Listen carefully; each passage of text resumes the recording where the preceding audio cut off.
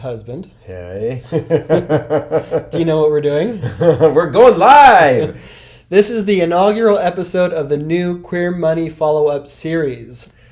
So that's exciting, huh? Yes. So we're the Debt-Free Guys and hosts of the Queer Money podcast, and it seems like, as we are now in 2021, that we're also going to be in quarantine way longer than the original expectations. Ooh. So David and I decided to shake things up a little bit for ourselves, have a little bit of fun, and maybe test our sanity. Although we're not using a cocktail shaker because we are on the 4th day of dry January right now. So we need to keep this going. So for the next undetermined number of days, however long we can tolerate this and however long it makes it work, we're going to record on this DFG YouTube channel following every Queer Money episode we've ever had from the very beginning. So as of tomorrow, this is going to make you feel old. As of tomorrow, we have been recording Queer Money podcasts for nearly 5 years. We'll have the episode number 243 tomorrow, Tuesday, January 5th, 2021. That kind of makes me feel a little bit old. Yes, exactly. So that's nearly 5 years of talking about finance, talking about the LGBTQ nuances of personal finance, and trying to help people with their money. And what's weird is recently we've had several people reach out to us. Our subscribers and listeners on the podcast have gone up. And so we've had several people reaching out to us saying, we had no idea that there was a podcast like this, and we had no idea that you've been around for so long. Right. It's so funny to see this because people are coming out of the woodwork on Instagram and on Facebook. In our Facebook Queer Money Facebook group, people are popping up and saying, I just found your podcast. And we're like, you just found our podcast?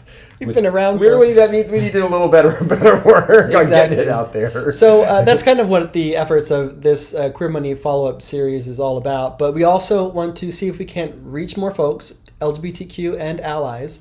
We also want to see how personal finance has evolved for the LGBTQ community over the last 5 years. So we're going to recap and review and share our thoughts and opinions on every single episode from episode 1 all the way through until we can tolerate not doing this any longer. Hashtag QMFU, our follow-up series here. And we're going to see if our thoughts and opinions on what we've said on those previous podcasts have evolved at all, and see if we have better advice to share at this point. So this is episode 0. We'll start covering episode 1 of the Queer Money podcast on episode 1 of the Queer Money follow-up series tomorrow. But we're going to ask this every episode, so we'll ask it for you now. If you could return daily, join us in the conversation. We'd love you to listen to then the original episodes, so maybe you can listen to them before these go live, or you can listen to them afterwards. But then continue the conversation with us by commenting below in the comments here on this YouTube channel, or joining us in the Queer Money Facebook group. We have a thriving Queer Money Facebook group of about 1,600 folks in there who are all helping each other thrive financially.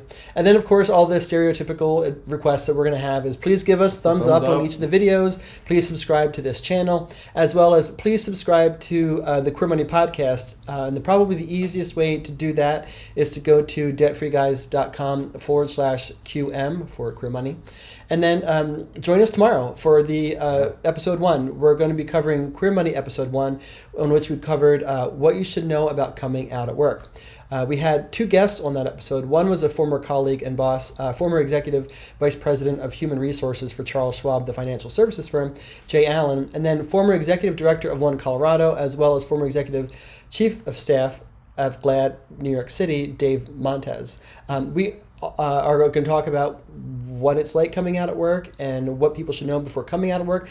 And a lot obviously has changed, especially in the last 6 months or so, about coming out at work. So we're going to discuss that. And on that episode, if you get a chance to go listen to it, it's interesting because you get 4 perspectives of what it was like for 4 different individuals to come out during various decades, because there's actually an example of somebody who came out in the 80s, somebody who came out in the 90s, somebody who came out in the 2000s. So you get 3 different decade view of what it was like to come out.